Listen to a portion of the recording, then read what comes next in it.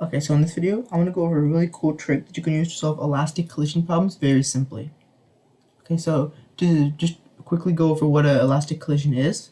First, if we don't want to talk about a collision is just when things are bumping into each other. It could be blocks, cars, whatever. You just have things bumping into each other. That's a collision. One of the main tools that we use to help us solve collision problems is the conservation of momentum. Okay, so if we have two objects, we have a block here and we have a block here that are moving toward each other. If this first block has a mass m1 and a velocity v1 initial, so v1I, I'll say, and then this block has mass m2 and a velocity v2 initial, then we can write a conservation of momentum equation, which states that the momentum of the system before the collision is equal to the momentum of the entire system after the collision. So in equation form, that's m1 v1 initial, because this is the momentum of the first block. Remember, momentum is just the mass times the velocity, okay? So this is the momentum of the first block before the collision, plus the momentum of the second block before the collision. And by the conservation of momentum, this is the momentum before the collision, should be equal to the momentum after the collision. So m1 v1 final plus m2 v2 final, okay? This is one equation that we can use in collision problems, okay? So now we're going to look at an elastic collision problem specifically. An elastic collision problem is a specific type of collision where, in addition to momentum being conserved, kinetic energy is also conserved, okay? A common misconception is that whenever two objects bounce off of each other, it's automatically an elastic collision. That's not true, because sometimes you can still have two objects bouncing off of each other and their momentum is conserved, but their kinetic energy is not conserved. Okay? It is true that if the collision is elastic, then the objects will bounce off of each other, but it is not true that if an object bounces off of each other, then the collision is elastic. Okay? So with that out of the way, let's look at the statement that we can say if we have an elastic collision. So all this stuff here, this is true for any collisions, right? But if we wanted to talk about just elastic, we can also make another equation. So since the kinetic energy of the objects before the collision and after the collision are conserved, we can say 1/2 m1 v1I initial squared. Remember, this is the kinetic energy of the first object before the collision, plus 1/2 m2 v2 yada yada yada yada. You're getting where this is going, right? I'm saying that the kinetic energy before the collision of the two combined blocks is going to be equal to the kinetic energy of the two blocks after the collision, m1 v1 final squared plus 1/2 m2 v2 final squared. So in a common problem it'll give you m1 v1 initial, m2 and v2 initial. So you'll be given these four values and they'll ask you what are the velocities of the two blocks after the collision. Okay, so if you were using these equations here, what you'd have to do is you'd have to plug in the known values into here, and then you'd have a system of two equations with two unknowns. Unfortunately, this is an absolute pain to solve. The reason being that here, I'm just going to circle the unknowns that we want to find. Okay, so the reason that this is such a pain is because here the velocities are not squared, here the velocities are squared. This makes it really, really, really annoying to solve these kind of problems. So I'm going to show you a little trick to help save you the time of solving a system of equations every single time. If you really want to, you can try solving the problems I show you with these two equations, and you'll quickly see how annoying it is. Okay, so I'll erase this and we'll look at the cool technique in a second. Okay, so that's been erased. Now let's look at the cool technique. So the trick that this technique relies upon is switching reference frames. So generally, we're dealing with the inertial reference frame, the reference frame of the Earth. But the trick that we're going to use is we're going to leave the inertial reference frame, we're going to leave the Earth's view, and we're going to jump into the view of the center of mass of the system. Okay, so let me draw two blocks again, and we're going to look at a concrete example with numbers this time. Okay, so here is block 1, and here is block 2. Okay, so we'll say that block 1, I'll call this object 1. It has a mass of 10 kilograms. Okay, and then it's moving forward with a velocity of 12 meters per second. For object 2, it's going to have a velocity, it's going to have a mass of 14 kilograms, and it's going to be at rest.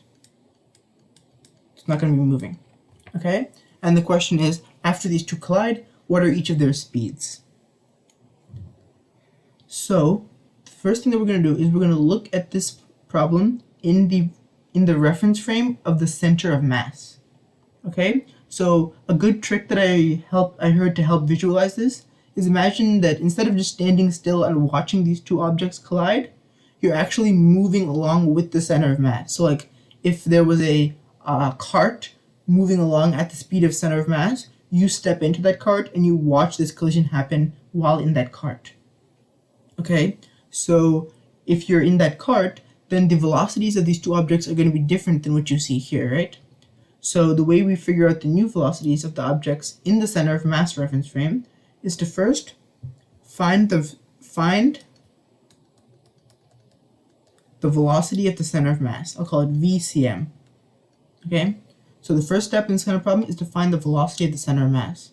And the way we do that is by using the fact that momentum is equal to mass times velocity. Okay, so if we wanted to find the velocity of the center of mass, then the velocity of the center of mass would be the momentum of the center of mass over the total mass, m total. Okay, so the way we can do this is we can find the momentum of the center of mass by adding up this momentum and this momentum. Okay, so in our situation, this guy has a momentum of 10 times 12, which is 120, and then this guy doesn't have any momentum because he's not moving. So the momentum of our center of mass the momentum of our system is 120 kilograms times meters per second. Okay, and then as for total mass, that's just going to be 10 plus 14, or 24. So this means that our velocity is 5 meters per second. Okay, that's the first step. Okay, so now let's look at step 2. Step 2 is now that we've found the speed of that cart that's moving along with us, when we jump in the cart, everything is going to be this much slower. Okay, so to jump into the center of mass reference frame, everything else around us is going to seem to be moving 5 meters per second slower. So to account for that, we're going to subtract 5 meters per second from each of these velocities. So 12 meters per second will turn into 7 meters per second after we jump in the cart. So the initial velocity, so I'll call it V1I, but now we're going to be in the center of mass reference frame, right? So I'm going to call it V1ICM. I know there's a lot of subscripts, but whatever. So this guy, the velocity of the first object in the center of mass reference frame is going to be 12 minus 5, or 7 meters per second. Okay. Likewise, we can do the same thing to find the second object's initial center of mass, its initial velocity in the center of mass reference frame, which is going to be, so it's initially at 0 meters per second. If we subtracted 5, we'd be at negative 5 meters per second. Okay? And then step 3, here's the cool part. Here's the point of stepping into the center of mass reference frame. So when you're looking at the center of mass reference frame, and you're looking at two objects colliding in that reference frame, what's going to happen in that viewpoint is that their velocities are simply going to switch signs. That's it. You're just going to switch signs. So after the collision, instead of going at 7, it'll be going at negative 7 in the center of mass reference frame. and then instead of going at -5, it'll be going at +5 in the center of mass reference frame. So let's write that. So instead of going at +7 after the collision, so I'll call it V1 final in the center of mass, this is going to be -7 meters per second. And then similarly here, the velocity of the second object in the center of mass reference frame is going to be 5 meters per second after the collision. Okay, so that's really the whole point. We switched the sign of our velocity, and now we only have one more step. Okay? The fourth step is to get out of the center of mass reference frame into the normal reference frame that we normally do physics problems in, right? So remember how we originally subtracted 5 meters per second to jump into the cart? Well, now we're jumping out of the cart, out of the center of mass reference frame, so we need to add 5 meters per second. Okay, so that's going to give us the final velocity, not in the center of mass reference frame, is going to be -7 plus 5 is -2 meters per second. Okay, and then similarly here, its velocity, the second object's velocity, is going to be 5 plus 5, or 10 meters per second. Okay, so we really finished the problem here. That's it. We wanted to find the final velocities of the two objects, which is what they asked us for. This is it. So going back and looking at what we had here, once these two objects collide, this 10 kilogram moving at 12 meters per second and the 14 kilogram moving at rest, once they bump into each other, this object is going to move backwards at 2 meters per second, and this object is going to keep going forward at 10 meters per second. Okay, so that's the trick. Even though this might seem a bit complicated at first, notice how little math there is, and once you get into the groove, you can really do these kind of problems in your head. And trust me, if you try to solve the systems of equations, it is just so incredibly annoying, it's not even close, okay? This method is just a million times better in every way. So I'm going to erase this, and I'm going to give you a couple practice problems.